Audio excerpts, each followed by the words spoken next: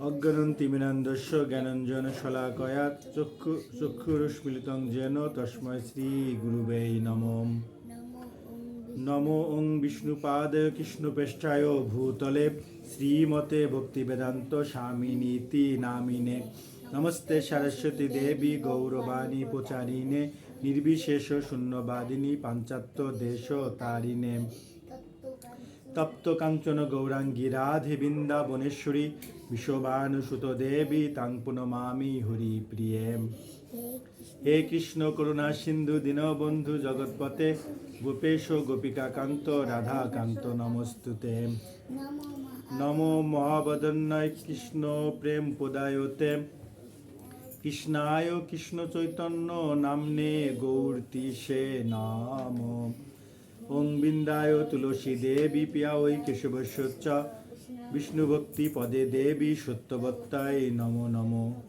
বাঞ্ছাকল্পতরুভ্যশ্চ কৃপা সিন্ধুভ্য এব চ পতিতানাং পাবনেভ্যো বৈষ্ণবেভ্যো নমো নমো। জয় শ্রীকৃষ্ণ চৈতন্য প্রভু নিত্যানন্দ শ্রী অদ্বৈত গদাধর শিবাসাদি গৌরভক্তবৃন্দ। হরে কৃষ্ণ কৃষ্ণ কৃষ্ণ হরে হরে, হরে রাম রাম রাম হরে হরে। প্রতিদিনের মতো শ্রীমদ্ ভাগবতের কথা, চৈতন্য ভাগবতের কথা, শ্রীমদ্ ভাগবত গীতার কথা, গীতার যথাযথের কথা, গৌরহরি এবং রামকথা, কৃষ্ণকথা, গৌর কথা। আজকে এই অধ্যায়ে আলাপ করব হচ্ছে শিল বৃন্দাবন দাস ঠাকুর বিরচিত শ্রী চৈতন্য ভাগবত। চৈতন্য ভাগবত, তো চৈতন্য ভাগবত সেই বৃন্দাবন দাস ঠাকুর যাকে ব্যাসদেব বলা হয়েছে, উপাধি দেওয়া হয়েছে, সেই ব্যাসদেবের চৈতন্য ভাগবত হচ্ছে চৈতন্য মহাপ্রভুর জীবন চরিত্র। চৈতন্য মহাপ্রভু কখন কি করেছে, কার সঙ্গে কি লীলা করেছে, কি করেছে, কি কথা বলেছে, সেই কথাগুলো চৈতন্য ভাগবতের মধ্যে আমরা পাব। আর বিশদ আকারে চৈতন্য চরিত্রামৃতের মধ্যে কৃষ্ণদাস কবিরাজের মধ্যে আমরা আরও পাবো। হরে কৃষ্ণ। আজকে সৌভাগ্যক্রমে গোবিন্দের কৃপায়, চৈতন্য মহাপ্রভুর কৃপা ছাড়া তো এই অধ্যয়ন করার মতন কোনো কিছুই আমার নেই। তো উনি কৃপা করে আজকে নবম অধ্যায় শ্রী চৈতন্য মহাপ্রভুর সাত প্রহরিয়া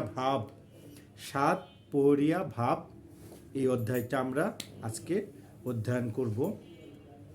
এটা হচ্ছে মধ্যখণ্ডের আমরা চৈতন্য মহাপ্রভুর সাত প্রহরিয়া ভাব হচ্ছে নবম অধ্যায়। হরে কৃষ্ণ। এই অধ্যায়ে বর্ণিত হয়েছে যে চৈতন্য মহাপ্রভু একদিন শ্রীবাস ঠাকুরের গৃহে নিজের ঐশ্বর্য প্রকাশ করার জন্য বিষ্ণু সিংহাসনে সাত প্রহর বসলেন। বিষ্ণু সিংহাসনে সাত প্রহর বসলেন। ভক্তগণ কীর্তন সহযোগে দশাক্ষর গোপাল মন্ত্রের দ্বারা ষোড়শ উপাচারে তার অভিষেক করলেন। তিনি তার চরণ যুগলকে প্রসারিত করে দিলেন। ভক্তগণ যে যার সাধ্যমতো উপাচারে পূজা করলেন। তারপর তিনি সমস্ত ভক্তের কাছে চেয়ে নৈবেদ্য গ্রহণ করলেন। যত নৈবেদ্য এলো সমস্ত গ্রহণ করলেন। বিভিন্ন ভক্তদের তাদের পূর্ব বৃত্তান্ত বর্ণনা করতে লাগলেন। ভক্তগণ সন্ধ্যারতি করলেন। শ্রী চৈতন্য মহাপ্রভু ভক্ত শ্রীধরকে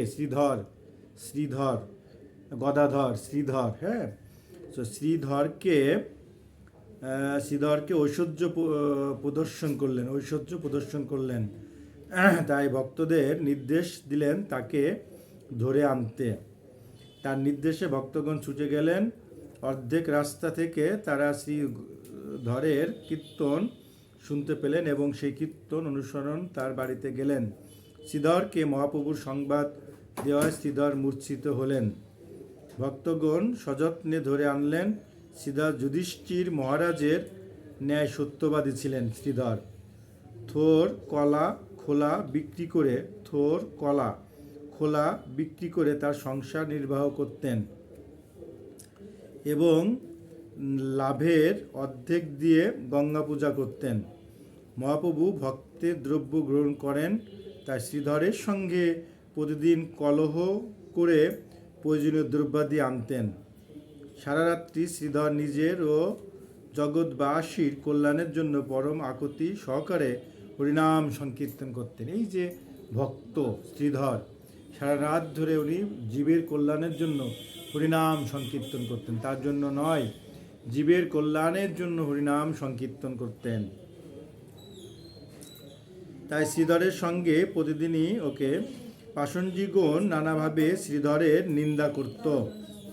যখন মহাপ্রভুর সামনে শ্রীধর এলেন, তখন মহাপ্রভু তাকে তার পূর্ব লীলার কথা স্মরণ করলেন এবং অষ্টসিদ্ধি দান করতে চাইলেন এবং তারপর অপূর্ব ঐশ্বর্য দেখালেন। শ্রীধর মহাপ্রভুর ঐশ্বর্য দর্শন করে মূর্ছিত হলেন। মহাপ্রভু তাকে বাহ্যদশায় ফিরলেন, স্তুতি করতে বললেন। প্রভুর ইচ্ছায় সরস্বতী শ্রীধরের জিহ্বায় অবস্থান করে মহাপ্রভুর স্তুতি করলেন। মহাপ্রভু শ্রীধরকে রাজা করতে চাইলেন। শ্রীধর, আমি তোমাকে রাজা করে দিই, তোমাকে রাজা হওয়ার দান করি। শ্রীধর বর চাইলেন তার হৃদয়ে সদা যেন মহাপ্রভুর সেই চরণযুগল ধারণ করতে পারেন এবং তিনি যেন জন্ম জন্মান্তে তার প্রভু হন। স্যার, কেমন ভক্তের চাওয়া যে জন্ম জন্মান্তে তিনি যেন তারই প্রভু হন। হরে কৃষ্ণ। বাহ্যিকভাবে বৈষ্ণব চেনা সম্ভব নয়, বাহ্যিকভাবে কিন্তু বৈষ্ণব চেনা যায় না। কারণ কে বৈষ্ণব? প্যান্ট শার্ট পরে জামা কাপড় পরেও পরম বৈষ্ণব হওয়া যায়। তাই বৈষ্ণব বাহ্যিকভাবে বৈষ্ণব চেনা যায় না। বৈষ্ণব লোক শিক্ষার জন্য দরিদ্র হয়ে জন্মগ্রহণ করেন। বৈষ্ণব লোক শিক্ষার জন্য খুব দরিদ্র হয়েও জন্মগ্রহণ করেন। যেমন শ্রীধর ছিল, ওই রকম দরিদ্র ছিল, একদম দরিদ্র। কলার মোচা, কলা, থোর এসব বিক্রি করে জীবনযাপন করত। অর্ধেক লাভের টাকা আবার সে গঙ্গা পূজা দিত। তো এরকম পরম বৈষ্ণব। বাহ্যিকভাবে বৈষ্ণব চেনা সম্ভব নয়। বৈষ্ণব লোক শিক্ষার জন্য দরিদ্র হয়ে জন্মগ্রহণ করেন এবং এই দারিদ্র অবস্থায় কিভাবে হরিনাম করা যায় সেই শিক্ষা দেন। নিষ্কপটে তাদের শরণাগত হলেই বৈষ্ণব চেনা যায়। বৈষ্ণব অপরাধহীন ব্যক্তি একবার মাত্র হরিনাম করলেই কৃষ্ণপ্রেম লাভ করতে পারে। হরি বল। বৈষ্ণব অপরাধ ব্যক্তি, বৈষ্ণব যদি অপরাধ না থাকে, কি বলা হয়েছে? বৈষ্ণব অপরাধহীন ব্যক্তি। যে ব্যক্তি বৈষ্ণব অপরাধ নাই, সে ব্যক্তি একবার হরিনাম করলেই তিনি কৃষ্ণপ্রেম লাভ হতে পারে। তাহলে আমরা কত বৈষ্ণব অপরাধ করে বসে আছি। হরে কৃষ্ণ। তো সেই কথা এখানে বলা হচ্ছে। হ্যাঁ, তো এই যে মহাপ্রভুর সাত্ত্বিক ভাব, মহাপ্রভুর এই যে প্রকাশ, লীলার প্রকাশ, তার মানে মহাপ্রভু শ্রীবাস পণ্ডিতের গৃহে ম্যাক্সিমাম সময় উনি কি করেছিলেন? এই শ্রীমৎ